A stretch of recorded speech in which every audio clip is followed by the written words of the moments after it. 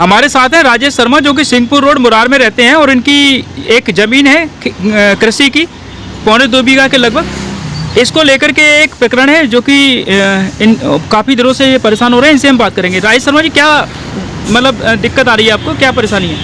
मेरे को दिक्कत ये आ रही है भाई साहब कि मेरी ज़मीन थी ग्राम करिगमा में, तो एक सतीश नाम के गुंडे ने, जिसपे बहुत क्रिमिनल केस भी है, उसने किसी अन्य व्यक्ति को लाके फर्जी मेरे बेटे का आधार कार्ड कहीं से प्राप्त कर लिया और अपने नाम रजिस्ट्री करवा ली।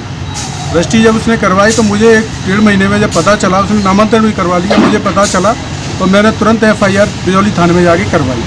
तो बिजौली थाने में मैंने FIR करवा के FIR में किस किस के नाम लिखवाए थे? सतीश यादव, गगन यादव और अवधेश यादव, 3 लोगों के नाम मैंने FIR करवाई। और कोई सरकारी? मानंद भदौरिया जी के नाम भी मैंने उसमें। मानवेंद्र भदौरिया कौन है? वो रजिस्ट्रार साहब जिन्होंने रजिस्ट्री की फर्जी, जिन्होंने फर्जी रजिस्ट्री की, वो उनकी मिली जुली भगत है। अच्छा, हाँ, ये उसके बाद उनके ऊपर कोई कार्रवाई हुई? इन सब लोगों के ऊपर कोई कार्रवाई नहीं हुई। पुलिस ने पूछताछ तो की होगी? आप मुझे जानकारी नहीं है। हाँ। पुलिस ने की है या नहीं की, मगर उसमें उन पर कार्रवाई। कितना टाइम हो गया इस बात को? 2 साल हो गए। उसके बाद फिर आपने क्या किया? उसके बाद मैंने FIR के बाद फिर मैंने SDM कोर्ट में जो उसने फर्जी नामांतरण करवाया था, कुलदीप दुबे जी जो तहसीलदार साहब थे, उन्होंने फर्जी 9-10 दिन में नामांतरण करके वो चले गए हमसे। मतलब बहुत जल्दी में नामांकन हो गया था? बहुत जल्दी में, स्पीड में। अच्छा, अब उसमें 2 दिन में ही आप मान लो 7 को आवेदन लिया, 9 को आदेश कर दिया। रजिस्ट्री होने के तुरंत बाद? रजिस्ट्री होने के तुरंत बाद। रजिस्ट्री तो वहाँ से। इसके बाद आपने क्या किया? उसके बाद मैंने SDM कोर्ट में लगाया। SDM कोर्ट में कितने समय तक केस चला? SDM कोर्ट में 10 महीने के में मुझे वहाँ से रिलीफ मिला थोड़ा सा। क्या माना उन्होंने? उन्होंने ये माना कि ये रजिस्ट्री फर्जी हुई है और इस फर्जी रजिस्ट्री को उन्होंने उस फर्जी नामांतरण को खारिज करके फिर पुनः मेरे लिए आदेश कर दिया। फिर आपने क्या किया? नामांकन कराया? उसको लेके मैं वहाँ तहसील में गया तो पटवारी साहब ने फिर मेरा अमल कर दिया, मेरे नाम उस आदेश पर SDM साहब के आदेश पर। अब क्या दिक्कत आ रही है? अब ये दिक्कत आ रही है कि ये दीपक डागर जो तहसीलदार साहब हैं, इन्होंने मुरार तहसीलदार, हाँ, उन्होंने क्या किया, उसमें उस व्यक्ति का आवेदन लेके, हाँ, और दोबारा SDM साहब के आदेश को निरस्त करके जी, उसी के नाम फिर आदेश कर दिया और उसको अमल करके भूमि स्वामी बना। तहसीलदार SDM के ऑर्डर को कैसे निरस्त कर सकते हैं? अब पता नहीं भाई साहब कैसे कर सकते हैं। मैंने उनसे बात भी की तो मेरे से बोले कि वो मेरे कानून में आता है, मैं तो करूँगा। मतलब उनके कानून में SDM के ऑर्डर को कैंसिल करना आता है? उन्होंने भाई साहब पैसे खाए हैं, इसमें मोटी रकम खाई है। ऐसा आप आरोप कैसे लगा सकते हैं? ऐसे भाई साहब ऐसा आरोप लगा सकते हैं जब हम अपना पक्ष रख रहे हैं और हमारे पक्ष को उसमें उल्लेख भी नहीं है ऑर्डर में।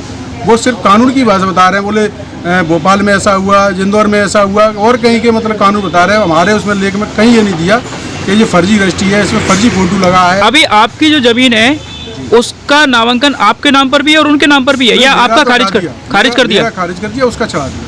तो एक बार फिर से अब आपको फिर से लड़ाई लड़नी पड़ेगी? मुझे SDM कोर्ट में अपील करना पड़ेगा। अभी आपने किसको शिकायत की है? अभी मैंने कलेक्टर महोदय को शिकायत की है। ग्वालियर कलेक्टर को? ग्वालियर कलेक्टर महोदय को। कलेक्टर मैडम ने क्या बोला आपसे? मुझे अनुशासन दिया है कि मैं इसकी जांच करवाती हूँ। हाँ, मुझे अनुशासन दिया है। ये पूरा केस जो है लगभग कितने? मैंने हेल्पलाइन भी लगाया। कितने टाइम तक केस चला है आपका?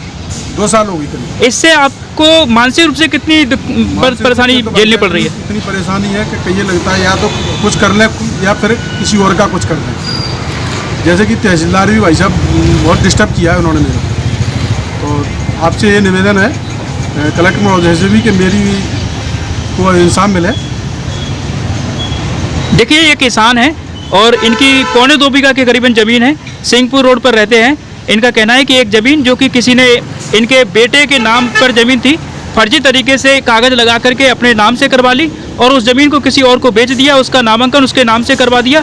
जब इनको मालूम पड़ा, इन्होंने उसके आवेदन लगाया। SDM साहब ने इनके आवेदन को और इनके तथ्यों को सही पाया और फिर इनके नाम से उन्होंने ऑर्डर किया।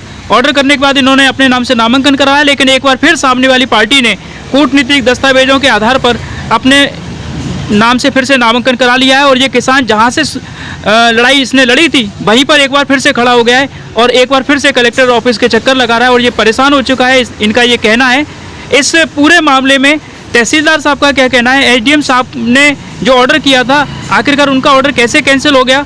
इस पर हम माननीय जो भी हमारे अधिकारी हैं उन सबसे बात करेंगे और पूरा जानकारी लेकर के आप तक पहुंचाएंगे। साथ ही इस तरह से किसानों को परेशानी ना हो, इसको लेकर के सरकार और हमेशा प्रयासरत रहती है। लेकिन ग्वालियर में इस तरीके से अगर कोई किसान परेशान हो रहा है, बार बार अधिकारियों के चक्कर लगा रहा है और उसको न्याय नहीं मिल पा रहा, तो एक बड़ी और सोचने वाली बात है।